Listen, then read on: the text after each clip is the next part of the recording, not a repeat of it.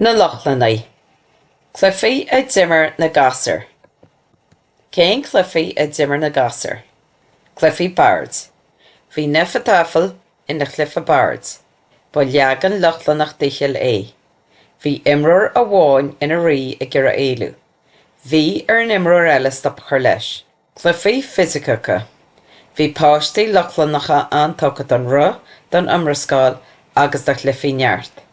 Uaireanta dar de dísclach mór le fáil amach cé acu an duine ba láidre. Rinne na cluichí seo iad scipaí agus láidir dír cos leis na daoine fásta. Caitheann na bréige. Dimar go leor páistí Lochlannaigh caitheann na saolta. Dúsad siad claifte ámuid agus scia bega. Rinne siad áras na léachra a tháinig siad agus thabhla siad achtraí móra. Bhain siad an saltas agus dólam siad conas troid.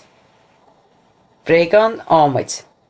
Dimar siad le bréagán ámuid a bhí cruthaíoch cosú le hainmhithe, daoine agus longa. Dimar siad leo sa salachar nó cúngrach den uisce. Báidíní. Déadach rins báidíní snámh ar an uisce. Crábha méide. Dimar páistí cliffe ar a bannam crábha méide i baint úsáid as crábha anmhithe. Cha siad iad san air agus rinne siad iirecht gríma álara. Scíal agus slánán. Haine scíal agus slánán le Gasúir Lochlannaigh. Leanna siad ar an sneachta le haid sprí agus chun cleachta a dhéanamh ar heasta san íomhre. Bhí sé sprágúil agus cabhra sé leo dul a dtaithí ar an bhuacht.